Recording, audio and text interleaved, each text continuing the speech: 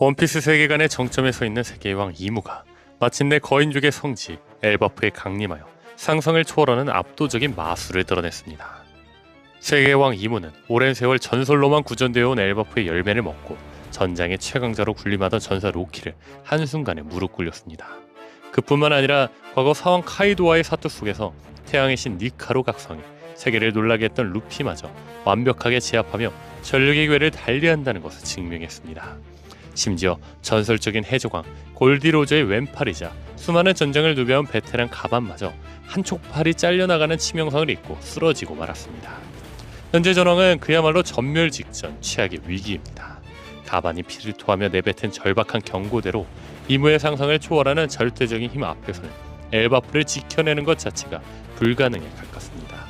더 나아가 루피를 믿고 여기까지 함께 달려온 밀즈모자 일당 동료들의 전원의 목숨마저 바람 앞의 촛불처럼 언제 꺼질지 모르는 절망적인 상황에 직면해 있죠. 물론 소녀 만화의 특성상 주인공인 루피와 밀즈모자 일당 전원이 목숨을 잃는 전멸 엔딩이 실제로 일어날 가능성은 매우 희박합니다. 아무리 절망적인 위기라 할지라도 작품 구조상 이들은 어떻게든 목숨을 건지고 다음 전개로 넘어가야 합니다. 결국 현재의 압도적인 패배 구도를 깨트리고 일당이 생존하기 위해서는 상황을 순식간에 반전시킬 판도라의 상제 같은 파격적인 외부 이벤트나 개입이 반드시 발생해야만 합니다. 이때 독자들이 가장 먼저 그리고 쉽게 떠올릴 수 있는 카드는 두 가지입니다.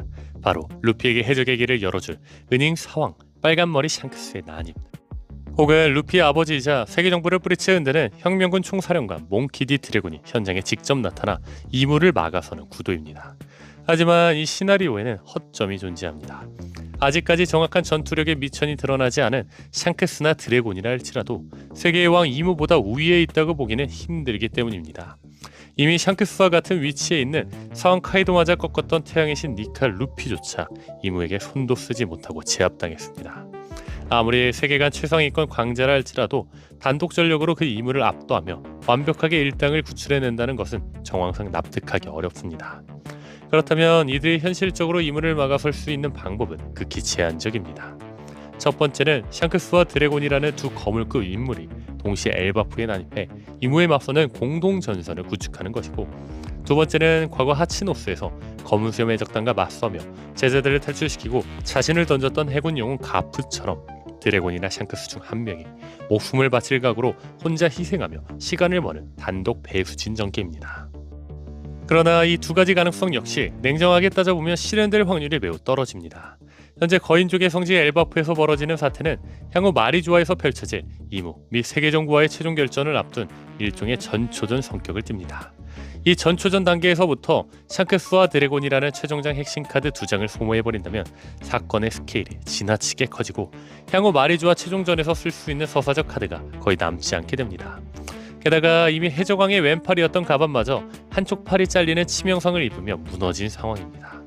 이런 거물의 희생을 그려낸 직후에 또다시 샹크스나 드래곤 같은 상징적인 인물까지 연달아 희생시키는 것은 스토리의 완급 조절이나 연출 면에서도 과요불급이자 상당한 무리를 따릅니다. 결과적으로 샹크스나 드래곤의 단순 난입 및 희생만으로는 지금 엘바프에서 벌어진 절망적인 대치 상황을 매끄럽게 설명하기 어렵다는 거죠. 그러나 이 절망적인 구도를 타개할 수 있는 힌트는 이미 오다스미 본편을 통해 명확히 제시해두었습니다. 그 열쇠는 바로 이무가 가진 치명적인 약점과 한계에 있습니다. 과거 이무는 당대 세계관 최강자 중 한 명이었던 록스디의 지백을 도미리버시라는 능력으로 지배하여 자신의 수하로 만들었던 전적이 있습니다. 지금까지 밝혀진 바에 따르면 도미리버시의 지배를 풀 수 있는 유일한 방법은 대상의 죽음뿐입니다. 실제로 록스 역시 가프와 로즈의 합공에 패배하여 죽음의 문턱에 다다라서야 비로소 지배에서 벗어날 수 있었고, 그 직후 샹크스의 친부인 피거랜드 갈링성이 이끄는 신의 기사단에 의해 최종적으로 목숨을 잃었습니다.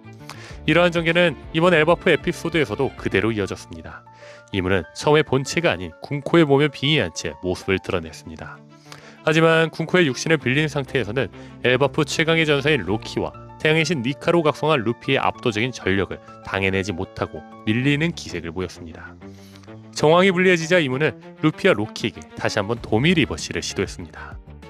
그러나 알 수 없는 이유로 두 사람에게는 이 지배 능력이 전혀 통하지 않았고 결국 궁지에 몰린 이무는 어쩔 수 없이 자신의 본체를 직접 강림시키는 선택을 하게 되었습니다. 그런데 이 지점에서 결정적인 반전의 단서가 나타납니다. 이무가 본체로 엘바프에 현기하는 순간 입에서 피를 토하며 힘겹게 주저앉는 모습을 보인 것입니다. 돌아보면 오로성 역시 이무의 하계 강림을 극구 만류하며 그가 말이 좋아해서 하계 이동 자체가 존재 자체에 엄청난 부담을 준다는 사실을 넌지시 암시한 바 있습니다. 지금까지 세계 정부를 흔드는 수많은 대형 사건들이 터졌음에도 이무가 늘 타인의 몸에 빙의하는 방식으로만 개입하고 본체로 직접 움직이지 않았던 이유가 비로소 설명되는 대목이겠죠.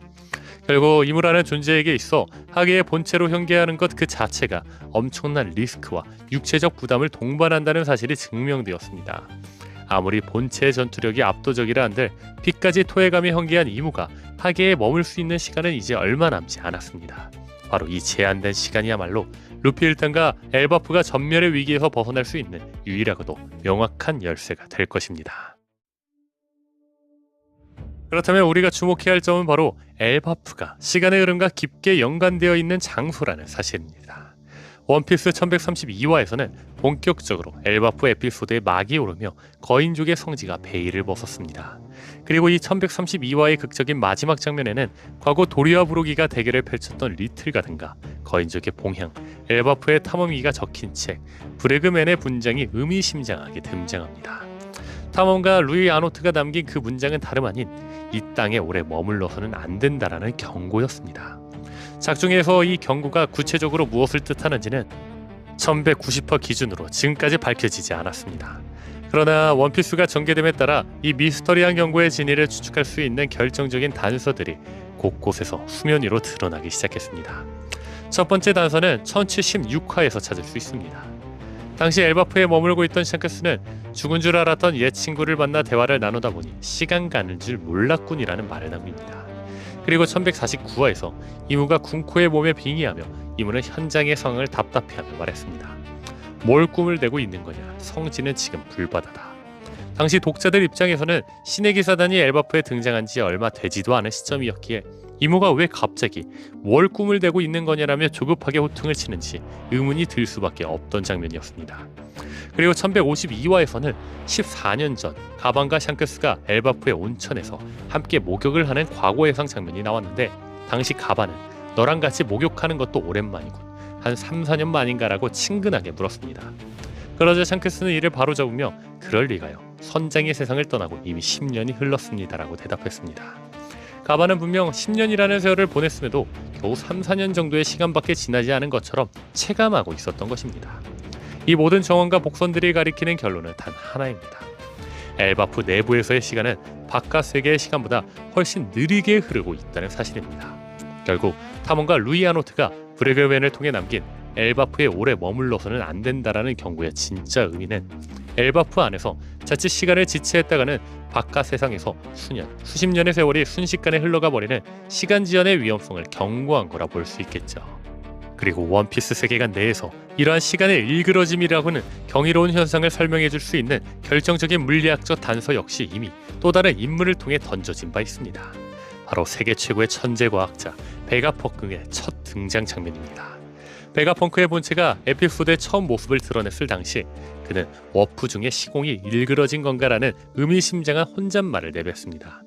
단순히 기술적 오류를 언급한 것처럼 지나쳐갈 수 있었던 이 한마디는 사실 오다스미 작중 시간과 공간의 변주를 복선으로 설계해 두었음을 보여주는 매우 중요한 대목으로 보입니다. 실제로 베가펑크라는 캐릭터의 현실 모티브인 알베르트 아인슈타인은 상대성 이론을 통해 중력시간 팽창 개념을 정립했습니다. 중력시간 팽창이란 어마어마하게 거대한 크기와 무게를 가진 공간일수록 그 주변의 시간 흐름이 바깥 세상보다 훨씬 느려지는 현상을 의미합니다. 이 개념은 영화 인터스텔라를 떠올려보면 쉽게 이해할 수 있는데 중력이 엄청나게 강한 행성에 내려간 주인공은 단 몇 시간을 보냈을 뿐이지만 중력이 보통인 지구에 있던 딸은 이미 수십 년의 세월이 흘러 노인이 되어 있던 장면과 정확히 같은 원리입니다.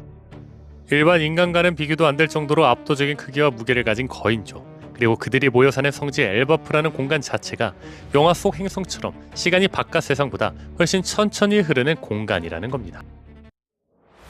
물론 이무 본인이 엘바프라는 특수한 공간에 직접 현계에 있는 이상 엘바프의 시간 법칙이 이무 본인의 체감 시간이나 육체적 제한 시간만을 편파적으로 빠르게 소진시키는 것은 아닐 겁니다.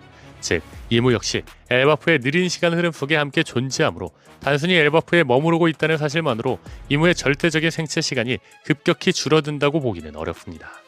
그러나 여기서 우리가 진정으로 주목해야 할 핵심은 이무의 몸이 아닌 이무가 비오는 바깥 세상, 즉 성지 마리조아의 시간입니다. 앞서 살펴본 시간 지연 가설을 적용하면 이무가 엘바프에서 루피 일당 및 거인족과 대치하며 단 몇 시간의 체감 시간을 지체하는 동안 바깥 세상의 성지 마리조아에서는 며칠에서 수주일에 달하는 세월이 순식간에 흘러가 버립니다. 바로 이 감당할 수 없는 시간의 격차 속에서 작품 자체를 뒤흔들 최악의 변수이자 기회주의의 끝판왕인 검은 수염 마샬 티치가 움직이게 됩니다. 티치의 본거지인 해적선 벌집은 과거 록스 해적단의 본거지였으며 검은 수염 해적단의 거대 전함 샤베로브 지베코는 록스디 지백의 검을 뜻합니다. 이는 록스의 아들 티치가 과거 세계를 공포에 몰아넣었던 록스의 야망을 정면으로 계승하고 있음을 증명하는 명백한 장치입니다.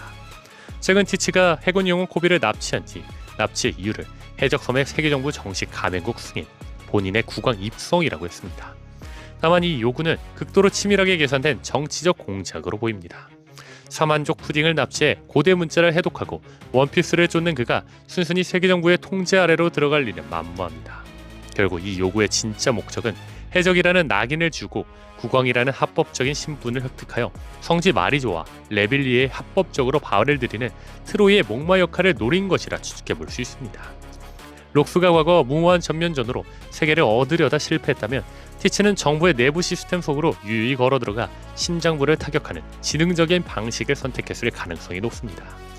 검은 수염 티치는 단 한 번도 자신이 직접 전면에 나서 위험하게 판을 짜지 않았습니다. 그는 언제나 타인이 만들어낸 거대한 균열과 혼란의 틈에 정확히 파고들어 최소한의 힘으로 최대의 실익을 챙기는 치밀한 기회주의적 면모를 보여왔습니다. 루피가 크로커다일을 쓰러뜨려 공속을 만들자 그 기회를 낚아채 실무의 자리를 꿰차며 세계정부 내부로 진입할 첫 발판을 마련했습니다. 또한 루피가 에이스를 구하기 위해 수용소를 아수라장으로 만들자 그 소란을 틈타 깊숙한 곳까지 침투해 레벨 6의 전설적인 죄수들을 동료로 포섭했습니다. 그리고 루피가 최영대를 뒤흔들어 해군본부의 전력을 분산시키는 동안 극도의 혼란을 틈타 만신창이가 된 흰수염에게 막타를 가하고 사상 유례없는 악마의 열매 2개 복수 수용에 성공했습니다. 루피가 빅맘의 본진인 홀케이크 아일랜드를 빚어 빅맘이 와노쿠니로 출정하게 만들 때도 그 틈을 타 포니그리프 해독의 핵심인 사만족 푸딩을 손쉽게 납치했습니다.